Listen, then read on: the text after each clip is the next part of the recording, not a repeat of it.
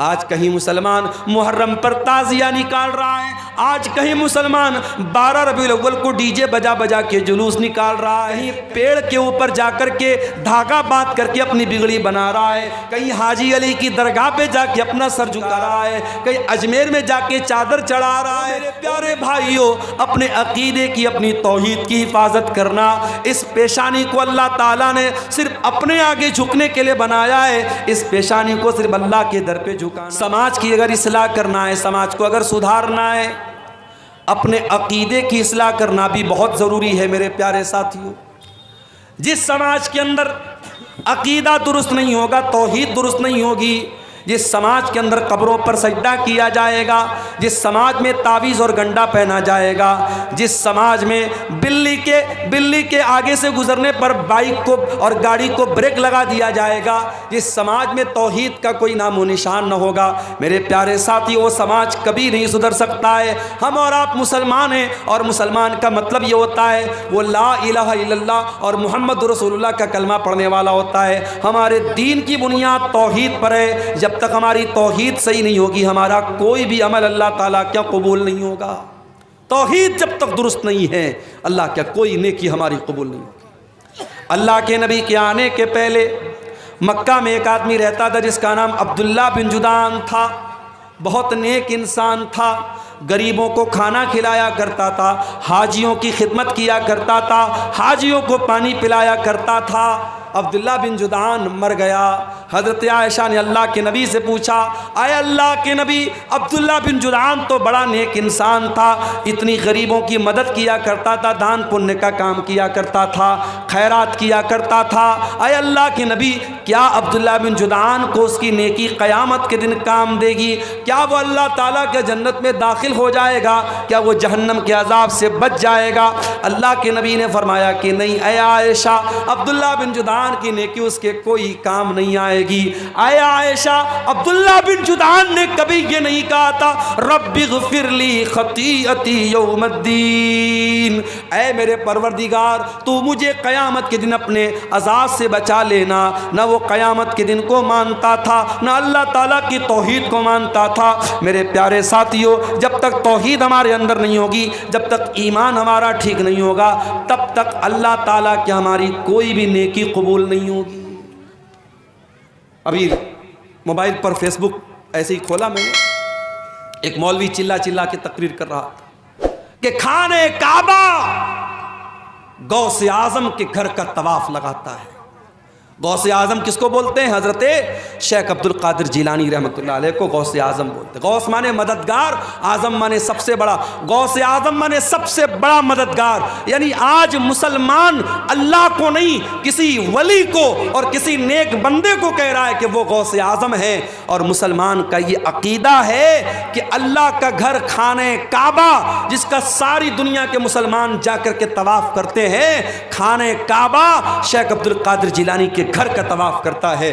میرے پیارے ساتھیوں، یہ عقیدہ مسلمان رکھ رہا ہے اور مسلمان کا مولوی بیان کر رہا ہے، اور یہی وہ عقیدہ تھا جس کے بارے میں مولانا الطاف حسین حالی نے کہا تھا کہ کرے غیر گر بت کی پوجا تو کافر، کواکب میں مانے کرشمہ تو کافر، جو کہ آگ پر بیر سجدہ تو کافر، جو ٹھہرائے بیٹا خدا کا تو کافر، مگر مومنوں پر کشادہ ہیں راہیں، پرستش کریں شوق سے جس کی چاہیں، نبی کو جو چاہیں خدا کر دکھائیں، اماموں کا رتبہ نبی سے بڑھائیں، مزاروں پہ جا جا کے نظریں چڑھائیں، شہیدوں سے جا جا کے مانگے دعائیں، نہ توحید میں کچھ کمی اس سے آئے، نہ اسلام بگڑے نہ ایمان جائے۔ آج کہیں مسلمان محرم پر تعزیہ نکال رہا ہے، آج کہیں مسلمان 12 ربیع الاول کو ڈی جے بجا بجا کے جلوس نکال رہا ہے، کہیں پیڑ کے اوپر جا کر کے دھاگا باندھ کر کے اپنی بگڑی بنا رہا ہے، کہیں حاجی علی کی درگاہ پہ جا کے اپنا سر جھکا رہا ہے، کہیں اجمیر میں جا کے چادر چڑھا رہا ہے۔ او میرے پیارے بھائیوں، اپنے عقیدے کی، اپنی توحید کی حفاظت کرنا، اس پیشانی کو اللہ تعالیٰ نے صرف اپنے آگے جھکنے کے لیے بنایا ہے، اس پیشانی کو صرف اللہ کے در پہ جھکانا، مدد مانگنا تو اللہ سے مدد مانگنا، بگڑی بنانے والا سمجھنا تو اللہ کو سمجھنا۔ میرے پیارے ساتھیو، آج کسی گاؤں دیہات میں چلے جاؤ، نیپال بارڈر پر چلے جاؤ، موبائل آپ کے پاس موجود ہے لیکن نیٹ ورک کام نہیں کرتا ہے۔ میں ابھی نیپال کے علاقے میں بالکل بارڈر کے قریب کے علاقے میں گیا، جیو کا نیٹ ورک میرے موبائل پر نہیں آ رہا تھا۔ ساتھیوں نے بتایا کہ مولانا ایئرٹیل کا نیٹ ورک ہوگا تو شاید یہاں کام کرے گا، کہیں کہیں وہ بھی نیٹ ورک کام نہیں کرتا ہے۔ دنیا کے بعض علاقے ایسے ہیں وہاں آپ کے نیٹ ورک کام نہیں کریں گے، وہاں سارے نیٹ ورک جام ہو جائیں گے، وہاں حکومتوں نے جیمر لگا دیا ہے۔ میرے پیارے ساتھیو، دنیا کے بہت سارے ایسے مقامات ہیں جہاں آپ کے موبائل کا نیٹ ورک کام نہیں کرے گا، مگر میرے اللہ کا نیٹ ورک تو ہر جگہ کام کرتا ہے۔ اللہ قرآن میں کہتا ہے امن یجیب المضطر اذا دعاہ ویکشف السوء، اے میرے بندو میرے آگے تم ہاتھ پھیلاؤ، مجھ سے مانگو، میرے سامنے اپنے ہاتھوں کو پھیلاؤ، میں ضرور تمہاری دعاؤں کو سنوں گا۔ اللہ کے سوا کون ہے جو مصیبت میں پھنسے ہوئے لوگوں کی مدد کرتا ہے؟ کون ہے جو ان کو مصیبتوں سے نکالتا ہے؟ حضرت یونس علیہ السلام کو دیکھو، وہ مچھلی کے پیٹ میں پہنچے جہاں دنیا کا کوئی نیٹ ورک نہیں پہنچ سکتا، مچھلی کے پیٹ میں پہنچے جہاں تین اندھیرے ہیں، سمندر کے پانی کا بھی اندھیرا ہے، مچھلی کے پیٹ کا بھی اندھیرا ہے اور رات کا بھی اندھیرا ہے۔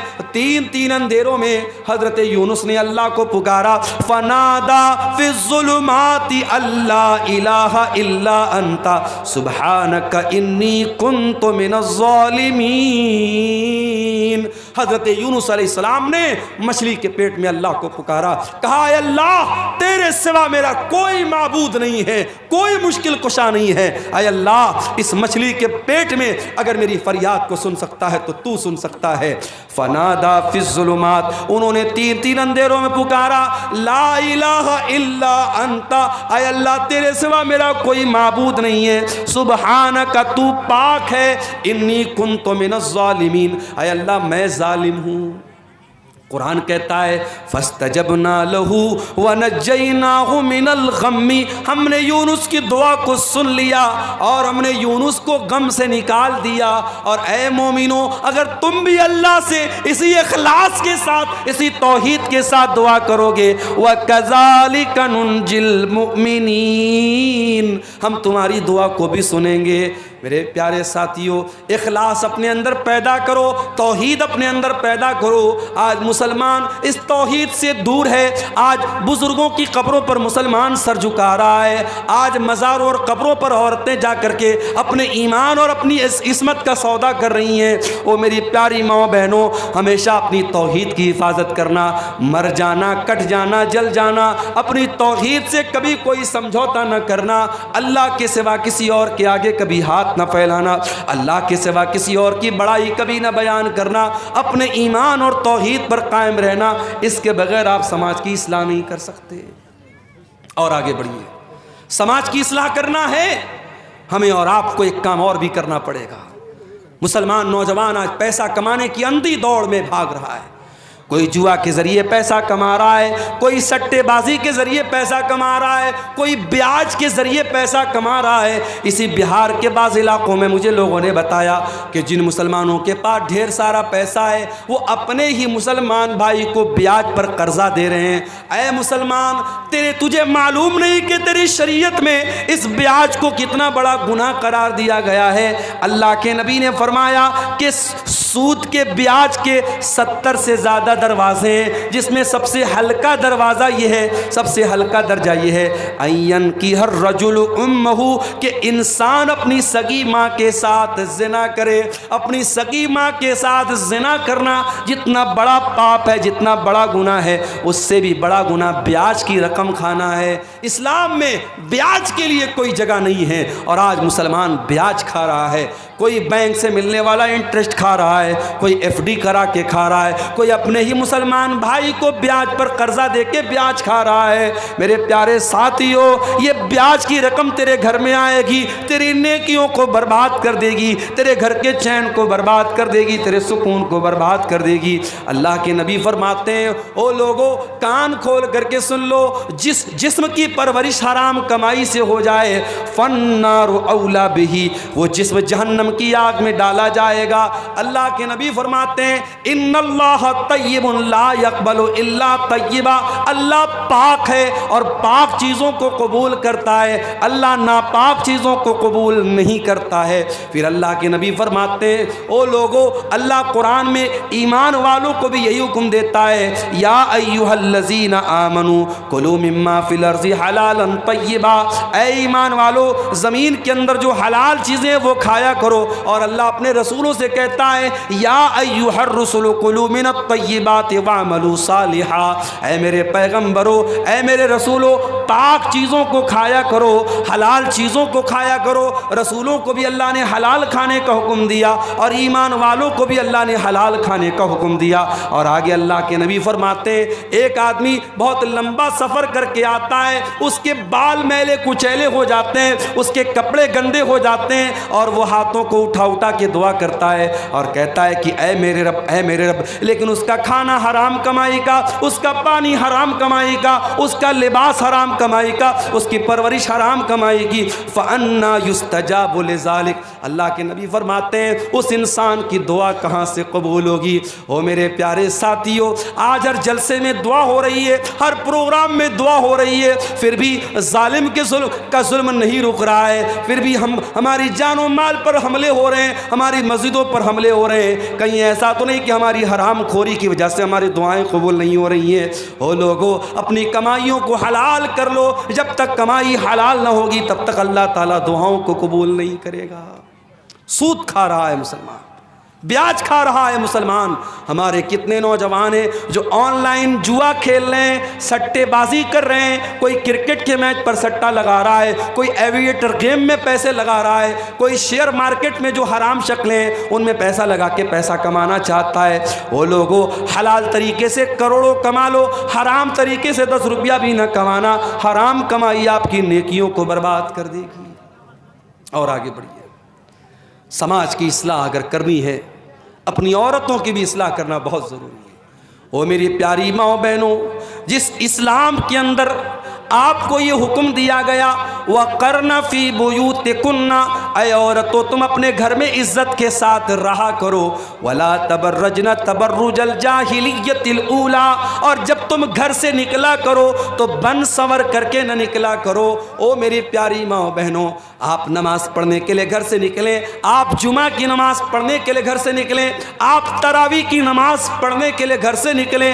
اللہ کے نبی فرماتے ہیں اگر کوئی عورت گھر سے نماز پڑھنے کے لیے نکلی ہے اور ایسی خوشبو لگا کر کے نکلی ہے کہ وہ خوشبو غیر مردوں تک پہنچ رہی ہے، اللہ کے نبی فرماتے ہیں کہ جب تک وہ عورت واپس جا کر کے وہ والا غسل نہ کرے جو ناپاکی کی حالت میں کیا جاتا ہے، جو جنابت کی حالت میں کیا جاتا ہے، یعنی مکمل غسل نہ کر لے، تب تک اس عورت کی نماز اللہ تعالیٰ قبول نہیں کرے گا۔ میری پیاری ماں بہنوں، جو اسلام آپ کو نماز پڑھنے کے لیے خوشبو لگا کر آنے کی اجازت نہیں دیتا، وہ کسی میلے ٹھیلے میں جانے کے لیے، کسی بازار میں جانے کے لیے، کسی جگہ گھومنے پھرنے کے لیے اپنے آپ کو سجا سنوار کر کے، اور آج جب سے کورونا کا دور آیا ہم نے اسی کٹیہار اور سیمانچل اور ارریہ کے علاقے میں دیکھا کہ پہلے جو لڑکیاں پورا نقاب لگایا کرتی تھی، جو پہلے لڑکیاں پورا حجاب لگایا کرتی تھی، اب حجاب کو تو چھوڑ دیا گیا، اب بہت کرتی ہیں تو کیا کرتی ہیں، کپڑا تو وہی نارمل پہنے ہوئے ہیں، وہی نارمل کپڑا پہنے ہوئے ہیں، بس چہرے کے اوپر ایک ماسک لگا لیا اور ماسک کو سمجھ لیا کہ یہ پردے کا الٹرنیٹ ہو گیا۔ میری پیاری ماں بہنوں، یہ ماسک لگا کر کے آپ نے اپنے پردے کا جنازہ تو خود نکال دیا ہے۔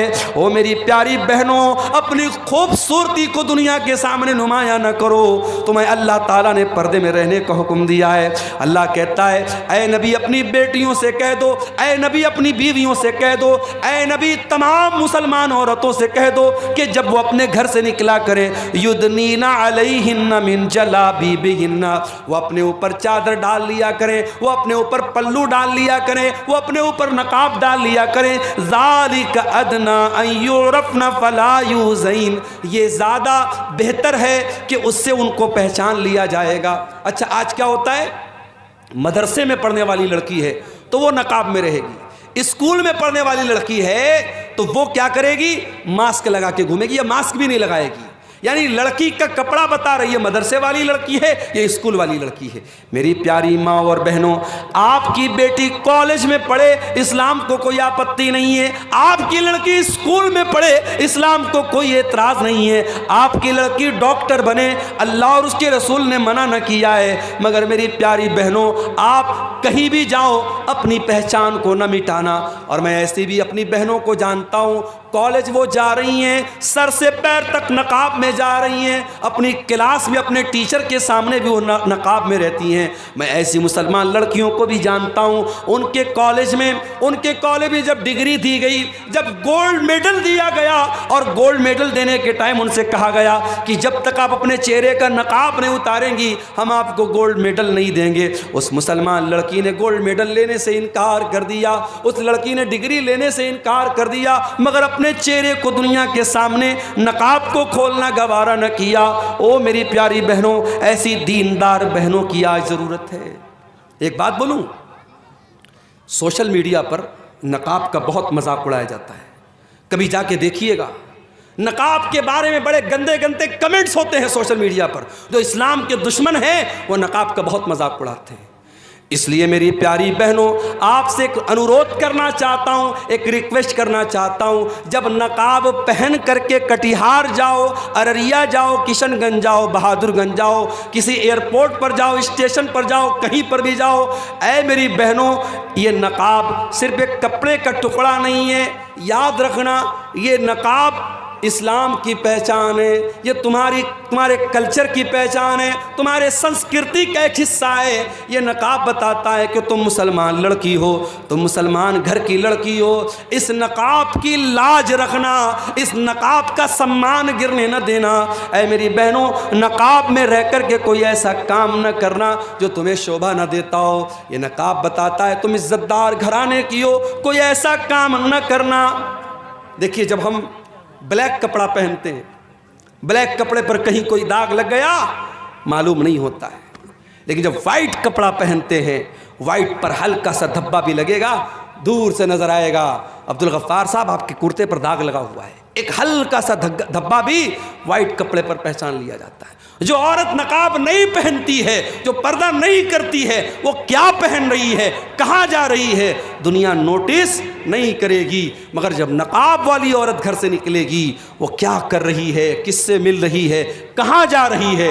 میرے پیارے ساتھیوں آج بڑے بڑے شہروں میں, دلی اور ممبئی میں باقاعدہ ایسے پارک ہیں, ایسی جگہ ہیں جہاں لڑکے لڑکیاں آپس میں مل کر کے گل چھرے اڑاتے ہیں. اور مجھے بتانے والوں نے بتایا کہ ان جگہوں پر کتنی برقع والی لڑکیاں ہیں جو اپنے بوائے فرینڈ سے جا کر کے ملتی ہیں, اپنے عاشقوں سے جا کر کے ملتی ہیں, اور نقاب میں ہیں, پردے میں ہیں, اور ان کا جو عاشق ہے اس کے ہاتھ کا کلاوہ بتا رہا ہے, اس کے ہاتھ کی انگوٹھی بتا رہی ہے وہ لڑکا مسلمان نہیں ہے, وہ لڑکا غیر مسلم ہے, وہ لڑکا مشرک ہے, وہ لڑکا کافر ہے. اور یہ مسلمان برقع پہن کر کے اس غیر مسلم لڑکے کے ساتھ جا کر کے زنا کر رہی ہے, اس کے ساتھ بدکاری کر رہی ہے.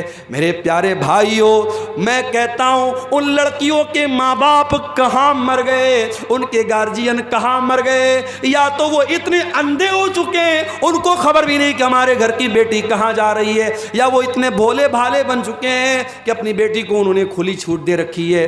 میرے پیارے ساتھیوں آپ کی بھی ذمہ داری ہے, اگر آپ بیٹی کے باپ ہیں, آپ بیٹی کے گارجین ہیں, یہ بہت بڑی ذمہ داری آپ کے کندھے پر ہے. اللہ قیامت کے دن پوچھے گا اس قدر برائی کا دور تھا, لڑکے لڑکیاں اتنا زنا کر رہے تھے اور تیرے گھر میں جوان بیٹیاں تھیں, تو نے اپنے بیٹیوں کی دیکھ ریکھ کیوں نہ کی, تو نے اپنی بیٹیوں کی صحیح تربیت کیوں نہ کی. او میرے پیارے بھائیوں بچپن سے اپنی بچیوں کو اتنی اچھی تربیت دو, اتنا نیک بناؤ, اتنا دیندار بناؤ کہ کل جب تمہاری بیٹیاں جوان ہو جائیں اور غلط کوئی کام کرنے کے لیے ان کو اکسائیں تو ان کے دل میں یہ خیال آئے کہ نہیں میرے باپ نے جو تربیت کی ہے وہ تربیت مجھے غلط قدم اٹھانے نہیں دے گی.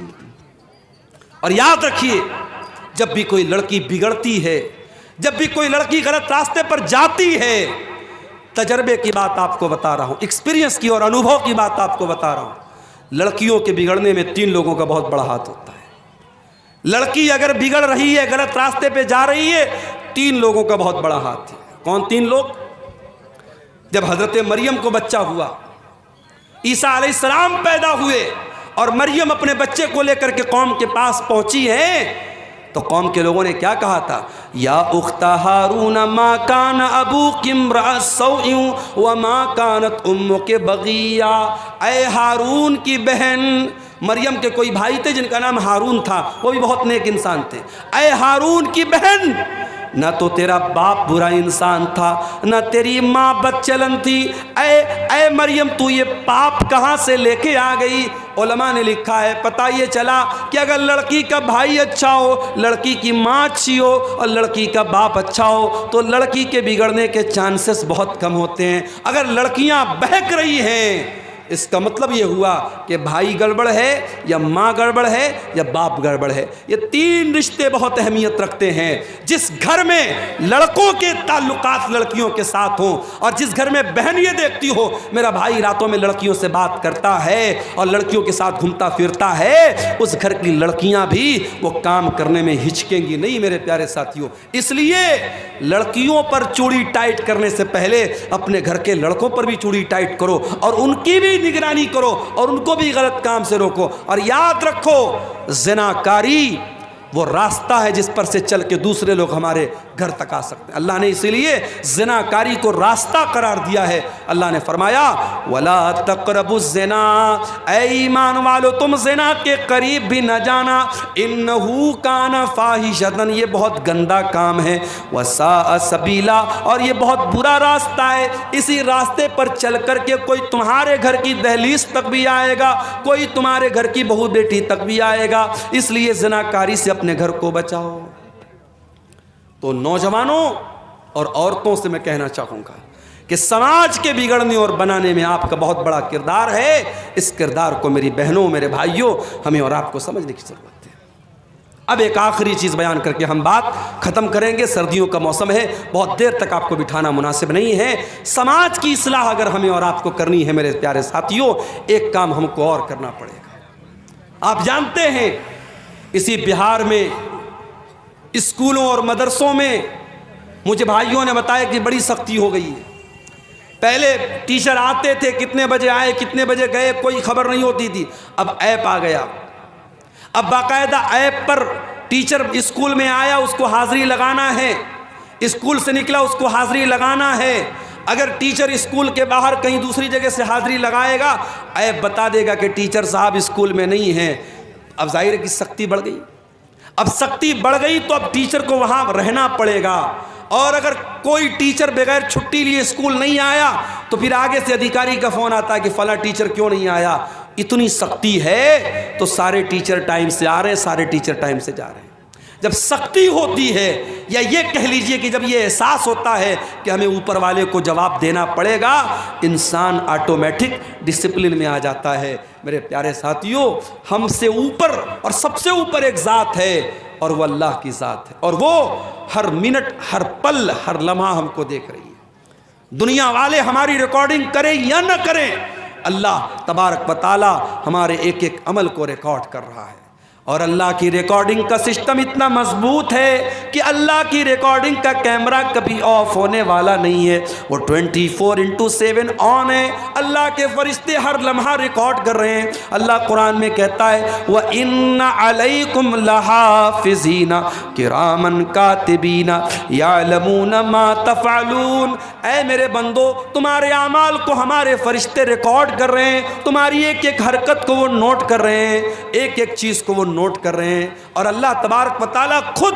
ہمارے ایک ایک عمل کو دیکھ رہا ہے۔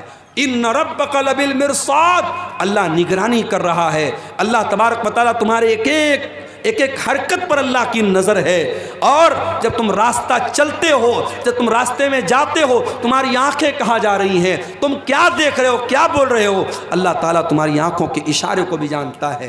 یعلم خائنۃ الاعین وما تخفی الصدور، اللہ تعالیٰ تمہاری آنکھوں کی چوری کو بھی جانتا ہے، اور تمہارے دل میں کیا چھپا اللہ وہ بھی جانتا ہے۔ اس لیے میرے پیارے ساتھیوں، اگر اللہ کے سامنے کھڑے ہونے کا ڈر نہیں پیدا ہوگا، اللہ کے سامنے جواب دینے کا ڈر پیدا نہیں ہوگا، یہ کرپشن نہیں رک سکتا، یہ بھرشٹاچار نہیں رک سکتا، یہ برائی نہیں رک سکتی۔ آج بہار میں BPSC کی پریچھا ہوئی اور اس کے بعد پیپر لیک ہونے کی خبر آئی، آج پٹنہ میں تمام اسٹوڈنٹ دھرنے پر بیٹھے ہوئے۔ کیوں یہ ہو رہا ہے؟ یہ بار بار پریچھائیں کیوں لیک ہو رہی ہیں؟ یہ بھرشٹاچار کیوں ہو رہا ہے؟ کیونکہ 4 پیسوں کے لیے آج انسان لالچ میں پڑ جاتا ہے اور یہ نہیں سوچتا ہے کہ میرے اس بھرشٹاچار سے لاکھوں اسٹوڈنٹس کا اور لاکھوں لوگوں کے مستقبل کا جو ہے اس کے اوپر سوالیہ نشان لگ سکتا ہے۔ میرے پیارے ساتھیوں، اگر بھرشٹاچار کو روکنا ہے، اگر کرپشن کو روکنا ہے، اگر چوری کو روکنا ہے، اگر گنڈا گردی کو روکنا ہے، اگر حرام خوری کو روکنا ہے، تو ہمیں اور آپ کو اپنے دل میں آخرت کا ڈر اور اللہ کے سامنے جواب دہی کا ڈر ہمیں اپنے اندر پیدا کرنے کی ضرورت ہے۔ میرے پیارے ساتھیوں، یہ پروگرام اس علاقے کے ایک مدرسے کا پروگرام ہو رہا ہے۔ میں آپ سے یہ بھی اپیل کروں گا کہ اس طریقے کے پروگرام جب ہوتے ہیں اور آپ سے بار بار یہ اپیل کی جاتی ہے کہ آپ اس ادارے کو چندہ دیں، دان دیں، تعاون کریں، تو آپ یہ مت سمجھیے کہ ہماری جیب ڈھیلی کرنے کے لیے کہا جا رہا ہے، بلکہ یہ بھی آپ کو ایک طریقے سے موقع دیا جا رہا ہے کہ آؤ اپنے نام اعمال میں کچھ نیکیوں کو بڑھا لو، اپنی آخرت کی کچھ تیاری کر لو، اپنے آپ کو جہنم کی آگ سے بچا لو۔ اللہ کے نبی فرماتے ہیں اتقوا النار ولو بشق تمرہ، جہنم کی آگ سے اپنے آپ کو بچاؤ، اللہ کی راہ میں ایک کھجور کا ٹکڑا دے کر کے بھی اگر تم جہنم کی آگ سے اپنے آپ کو بچا سکتے ہو تو بچا لو۔ میرے پیارے ساتھیوں، اس طریقے کے پروگرام جہاں اداروں کے تعاون کے لیے آپ کو بلایا جائے، آپ اس کو ایک فارمیلٹی کا حصہ نہ سمجھیں، ایک اوپچارکتا نہ سمجھیں، بلکہ آپ یہ سمجھیں کہ ہماری آخرت کو بنانے کے لیے یہ پروگرام کیا جا رہا ہے۔ اور میرے پیارے ساتھیوں، آخر میں میں یہی کہوں گا کہ ہم سب جب تک اپنے اندر آخرت کا ڈر پیدا نہیں کریں گے، اللہ کے سامنے جواب دہی کا احساس ہم پیدا نہیں کریں گے، حالات نہیں بدل سکتے ہیں، سماج نہیں سدھر سکتا ہے۔ اللہ تعالی ہم سب کو اس کی توفیق عطا فرمائے۔ یہ 1-2 سوالات آئے ہیں، ان کا جواب دے کے ہم بات ختم کرتے ہیں۔ قبرستان کی زمین میں جنازے کی نماز ہوگی یا نہیں؟ اگر وہ جگہ قبرستان کے لیے خاص ہے، اگر وہ جگہ قبرستان کے لیے خاص ہے لیکن جہاں پہ آپ نماز پڑھ رہے وہاں پہ کوئی قبر نہیں ہے، تب تو نماز ہو جائے گی۔ لیکن اگر جہاں پہ آپ جنازے کی نماز پڑھ رہے وہاں پر قبریں ہیں، قبروں کے بیچ میں آپ جنازے کی نماز پڑھ رہے یا قبر کے اوپر کھڑے ہو کے پڑھ رہے ہیں، تو یہ پھر مناسب نہیں ہے، اس لیے کہ قبر کے اوپر کھڑے ہو کر کے نماز پڑھنے سے یا قبرستان پر نماز پڑھنے سے اللہ کے رسول صلی اللہ علیہ وسلم نے منع کیا ہے۔ اللہ کے نبی مرد اور عورت کی جنازے کی نماز الگ الگ جگہ پڑھاتے تھے یا نہیں؟ ایسی کوئی دلیل نہیں ہے، ایسی کوئی دلیل نہیں ہے کہ مرد کے جنازے کی نماز الگ جگہ پڑھاتے تھے، عورت کے جنازے کی نماز الگ جگہ پڑھاتے تھے۔ ہاں، جب جنازہ آتا تھا، اگر مرد کا جنازہ ہوتا تھا تو اللہ کے نبی سر کے پاس کھڑے ہوتے تھے، اگر عورت کا جنازہ ہوتا تھا تو بیچ میں اس کی کمر کے پاس کھڑے ہوتے تھے۔ مرد اور عورت کے جنازے میں نبی کے کھڑے ہونے کا طریقہ الگ تھا، لیکن جنازہ کی نماز پڑھانے کی جو جگہ تھی وہ ایک ہی تھی، الگ الگ ہونے کی میرے علم میں کوئی دلیل نہیں ہے۔ دوسروں کی زمین میں نماز پڑھنا بنا پوچھے کیسا ہے؟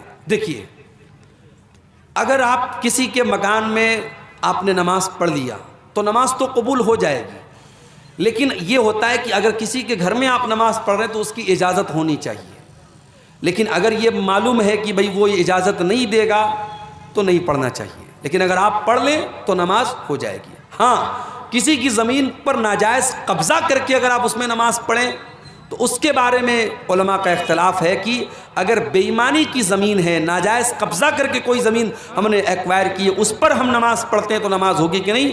تو بہت سارے علماء کا کہنا ہے کہ نماز تو ہو جائے گی مگر گناہ ہو، انسان گنہگار ہوگا کیونکہ وہ زمین ناجائز ہے، اور بہت سارے علماء کا کہنا ہے کہ نماز نہیں ہوگی۔ تو وہ ایک اختلافی مسئلہ ہے، لیکن بہرحال کسی دوسرے کی زمین پر آپ بغیر پوچھے بھی نماز پڑھ سکتے ہیں، لیکن پوچھ کے پڑھا جائے تو زیادہ بہتر ہے۔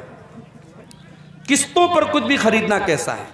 بہت اہم سوال ہے۔ آج کے زمانے میں قسطوں پر بہت ساری چیزیں خریدی جا رہی ہیں۔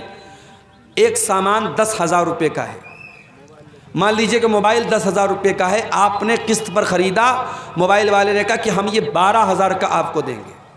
اب 2,000 روپیہ وہ زیادہ لے رہا ہے اور وہ صاف بتا رہا ہے کہ آپ کیش لیں گے تو ہم 10,000 کا دیں گے، اور قسطوں میں لیں گے, ادھار لیں گے تو 12,000 کا دیں گے, تو یہ جائز ہے, اس میں کوئی حرج کی بات نہیں ہے. لیکن آج ہمارے یہاں جتنے بھی قسطوں پر سامان لیا اور دیا جاتا ہے یہ بینک کے تھرو لیا جاتا ہے. دکاندار آپ کو نہیں دیتا ہے, وہ بجاج فائننس کے ذریعے, HDFC کے ذریعے یا کسی بینک کے ذریعے لون پاس کرتا ہے اور وہ بینک سے پورا پیسہ لے لیتا ہے. بینک آپ کو قرضہ دے رہا ہے, اور جب بینک آپ کو قرضہ دے رہا ہے تو بینک سے آپ نے سامان نہیں خریدا ہے, بینک سے آپ نے قرضہ لیا ہے, اور قرضے میں آپ جب بینک کو پروفٹ دے رہے ہیں تو بات یاد رکھیے کہ قرضے پر پروفٹ لینا بھی حرام ہے اور پروفٹ دینا بھی حرام ہے. اس کو بہت صاف طریقے سے سمجھ لیجئے. سامان میں ادھار کی اور نقد کی قیمت الگ ہو سکتی ہے, لیکن آپ کسی سے قرضہ لیں گے تو اس میں اگر کم زیادہ رہے گا تو وہ گناہ کا کام ہے. اور آج جتنی بھی فائننس کی اسکیم ہے سب بینک کے تھرو ہوتی ہے, اور وہ دکاندار بینک سے پورا پیسہ لیتا ہے اور بینک آپ کو ادھار دے رہا ہے, تو اس لیے یہ شکل صحیح نہیں ہے, یہ جائز نہیں ہے. دوسری بات یہ کہ بعض انٹرسٹ کہتے ہیں 0% انٹرسٹ, کہتے ہیں صاحب جتنے کا سامان اتنا ہی پیسہ آپ کو دینا ہے, ایکسٹرا نہیں دینا ہے, مگر اس میں کچھ ڈھکے چھپے کچھ خرچے رہتے ہیں. جیسے پروسیسنگ چارج رہتا ہے, 10,000 کا آپ موبائل لیں گے 1,000 روپیہ پروسیسنگ چارج لگے گا. اس کے بعد اگر آپ نے مہینے کی پہلی تاریخ کو EMI پے نہیں کی, 1 دن گزر گیا فوراً 100 روپیہ پینالٹی لگ جائے گی, 10 دن گزر گیا 1,000 روپیہ پینالٹی لگ جائے گی. تو یہ جو پینالٹی لگ رہی ہے یہ بھی سود کی ایک شکل ہے, جائز نہیں ہے. اس لیے ہمارے یہاں جو فائننس کا جو سسٹم ہے یہ بہت ہی خطرناک ہے شریعت کے اعتبار سے, اور اس میں سود کی شکل موجود ہے. ہمیں اور آپ کو اس کو اوائڈ ہی کرنا چاہیے, اس سے پرہیز ہی کرنا چاہیے. یہ بالکل بھی مناسب نہیں ہے, کیونکہ سود کا لینا بھی حرام ہے اور سود کا دینا بھی حرام ہے. عورت کو نوکری کرنا چاہیے یا نہیں, سرکاری ہو یا غیر سرکاری؟ عورت نوکری کر سکتی ہے, شرط یہ ہے کہ وہ پردے میں رہ کے نوکری کرے اور اس کی نوکری میں غیر مردوں کے ساتھ انٹریکشن اس کا نہ ہو. اگر اس کو غیر مردوں کے سامنے جا کے کھڑے ہونا پڑ رہا ہے, ان کے ساتھ تنہائی اختیار کرنا پڑ رہا ہے, غیر مردوں کے ساتھ اکیلے میں ملنا پڑ رہا ہے, تو پھر ایسی نوکری عورت کو نہیں کرنا چاہیے. اس لیے کہ جب کوئی عورت کسی غیر مرد کے ساتھ تنہائی میں ملے گی تو اللہ کے نبی فرماتے تیسرا وہاں شیطان ہوگا اور وہ شیطان اپنا کام کرے گا.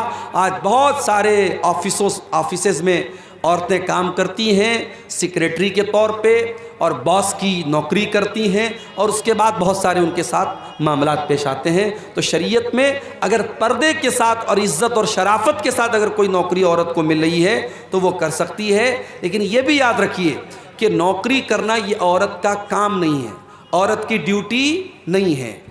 کما کر کے لانا مرد کی ڈیوٹی ہے. اگر مرد کی کمائی سے گھر چل رہا ہے, سکون کی روزی آ رہی ہے, تو اسی پر اکتفا کیا جائے, بلا وجہ عورت سے نوکری نہ کرا جائے. لیکن اگر عزت کے ساتھ اور پردے کے ساتھ عورت نوکری کرنا چاہے تو کر سکتی ہے, کوئی حرج کی بات نہیں ہے. ٹھیکے پر زمین لینا اور سالانہ کچھ کیا لکھا ہے, کٹوتی کرنا. کیا مطلب ہے ٹھیکے پر زمین لینے کا, کیا مطلب ہے؟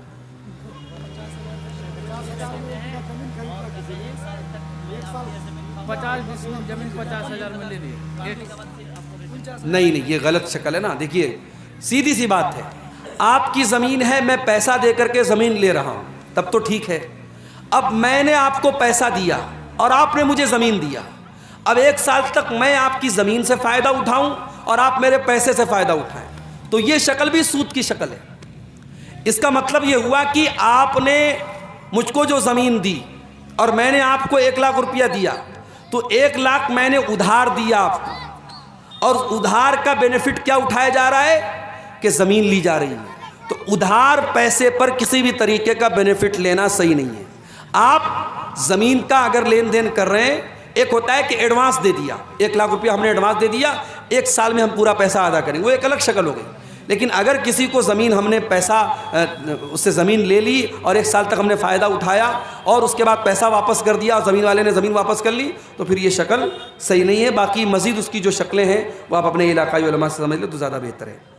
پتی پتنی آپس میں ملاقات کے دوران کسی پرکار کے, جو بہت مشہور چیز ہے ہمارے یہاں, میں نام نہیں پڑھ رہا ہوں اس کا, سوالات کا, کیونکہ بچے وغیرہ بھی بیٹھے ہیں, میاں بیوی کی ملاقات کے پہلے حمل کو روکنے کے لیے جو طریقے استعمال ہوتے ہیں، 2-3 شکلیں ہمارے یہاں زیادہ رائج ہیں. جیسے وہ خواتین گولی وغیرہ لیتی ہیں یا مرد حضرات کچھ چیزوں کو استعمال کرتے ہیں. تو سوال پوچھا گیا کہ اس کو استعمال کرنا کیسا ہے. تو دیکھیے اب ظاہر ہے کہ اللہ کے رسول کے دور میں یا صحابہ کے دور میں تو یہ چیزیں نہیں تھیں، لیکن اس دور میں بھی پریگنینسی نہ ہو، حمل نہ ہو، اس کے لیے کچھ طریقے اپنائے جاتے تھے. ایک طریقہ تھا عزل کا طریقہ. تو عزل کا جو طریقہ تھا اس میں یہ تھا کہ مرد جو ہوتا تھا وہ یعنی یہ نوبت ہی نہ پیدا ہو کہ پریگننسی کا کوئی معاملہ پیش آئے، وہ ایسا طریقہ اپناتا تھا. تو اللہ کے نبی صلی اللہ علیہ وسلم نے اس کو حرام قرار، آپ نے کہا بچو تو بہتر ہے، لیکن آپ نے حرام قرار نہیں دیا.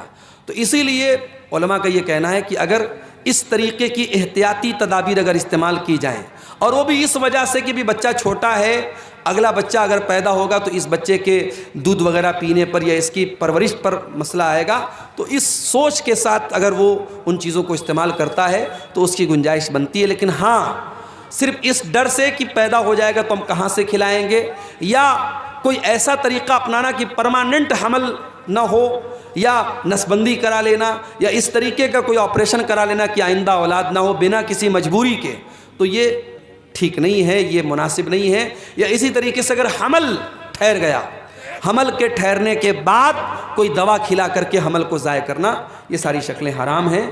ان سب سے ہمیں پرہیز کرنا چاہیے اور بچنا چاہیے. جب علماء جہیز لیتے ہیں تو عام آدمی کو کیوں منع کرتے ہیں؟ بہت اچھا سوال ہے. علماء اگر جہیز لیتے ہیں تو کیا وہ عام آدمی کو منع نہیں کر سکتے؟ اگر عالم کا کام تقریر کرنا ہے، بیان کرنا ہے، اور جب وہ شادی کا مسئلہ بیان کرے گا تو کیا اس وجہ سے کہ اس نے کبھی جہیز لیا تھا کیا وہ اس کو جائز قرار دے؟ نہیں. دیکھیے جو چیز غلط ہے عالم کے کرنے سے وہ صحیح نہیں ہو جائے گی. اور آپ اللہ تعالیٰ کے یہ جواب نہیں دے سکتے کہ وہ ہمارے محلے کے تو مولانا صاحب کرتے تھے. مولانا صاحب کے کوئی کام کرنے سے وہ کام صحیح نہیں ہو جائے گا. صحیح اور غلط کا معیار قرآن اور حدیث ہے، صحیح اور غلط کا معیار دلیل ہے. اگر دلیل کی روشنی میں جہیز لینا غلط ہے، جہیز کا لین دین غلط ہے تو غلط ہے. اگر عالم نے لیا ہے، عالم اللہ تعالیٰ کیا اس کا حساب دے گا. اب سوال یہ کہ عالم کیوں منع کرتے ہیں؟ تو آپ کیا چاہتے ہیں کہ ایک تو اس نے لیا ہے، ایک غلط کام کیا، آپ منع بھی نہ کرے، دوسرا غلط کام کرے؟ تو ڈبل غلط کام اس سے مت کروائیے. اگر کوئی لے رہا ہے، دے رہا ہے تو وہ غلط ہے، اور اس کے لینے دینے کی وجہ سے وہ صحیح نہیں ہو جائے گا. مولانا صاحب اگر ہم لڑکیاں رخصت کی حالت میں رہتے ہیں تو قرآن امپارہ چھو کر پڑھ سکتے ہیں؟ تو نہیں. تو دوسری کتاب میں وہی صورت اور آیت رہتی تو اس کو کیوں چھوتے ہیں؟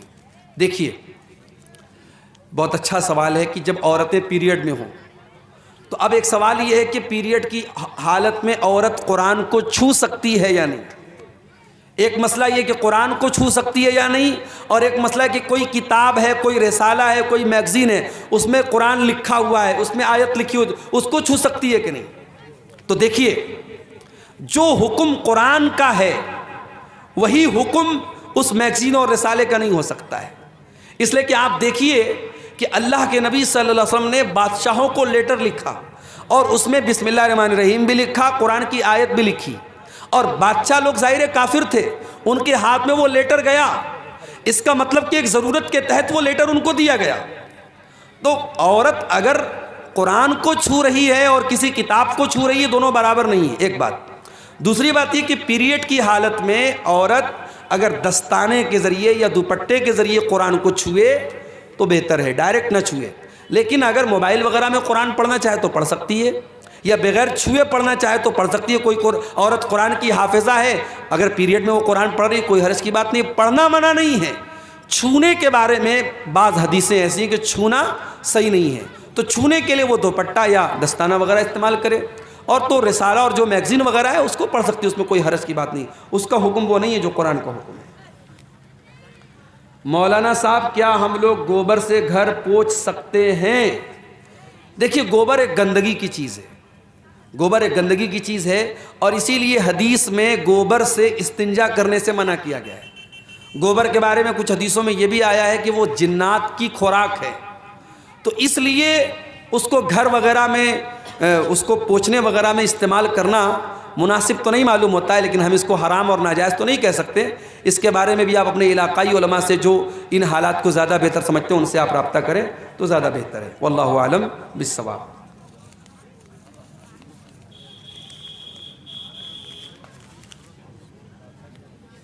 یہ کسی بھائی نے 2000 روپے کا چندہ پیش کیا ہے مدرسے کے لیے. اللہ تعالیٰ اس کے اس چندے کو قبول فرمائے، اور جو بھی ہمارے بھائیوں نے اس کار خیر میں حصہ لیا ہے اللہ سب کی نیکیوں کو قبول فرمائے. سوال ہے کہ میں نے اپنے اناج سے وصول نکالا ہے اناج کی جی وصول نکال کے میں نے بانٹ دیا. جب پھر کوئی علماء یا مدرسے والے آتے ہیں تو وہ مانگتے ہیں اور اپنے گھر سے دیتے ہیں، اگر کم ہی دیتے ہیں تو وہ پھینک کے چلے جاتے ہیں. انہوں نے یہ سوال کر رہے ہیں بھائی صاحب کہ اگر ہم اپنے اناج کی جو زکوٰۃ ہے وہ زکوٰۃ نکال چکے، اب اس کے بعد کوئی مدرسے والا آ رہا ہے اور اگر وہ مانگ رہا ہے تو اس کو کچھ دے سکتے ہیں کہ نہیں، پوچھ رہے ہیں؟ دیے ہاں. لیکن وہ جتنا دیے اس سے خوش نہیں ہے اس میں. دیکھیے آپ نے جب زکوٰۃ نکال دی، آپ کے کھیت میں اتنا اناج پیدا ہوتا ہے، آپ نے اس کو کیلکولیٹ کر لیا کہ میرے اوپر اتنی زکوٰۃ فرض ہے، اتنا دھان آپ نے اللہ کی راہ میں دے دیا. اب اس سے زیادہ آپ کو دینا ضروری نہیں ہے. اب کوئی مدرسے والا آیا تو آپ صدقہ کے طور پہ، دان کے طور پہ اس کو کچھ دے دیے تو وہ اس پر آپ کو ثواب ملے گا، لیکن وہ فرض نہیں ہے. فرض اتنا ہی ہے جتنا آپ کے اوپر زکوٰۃ بنتی ہے. لیکن وہ پھینک کے چلے جاتے ہیں، نہیں لیتے ہوتے. دیکھیں یہ ایک سوال بہت اچھا سوال آیا ہے، بہت ہی اہم سوال ہے اس دور کا کہ مولانا صاحب کیا لڑکا لڑکی پیار کر سکتے ہیں یا نہیں.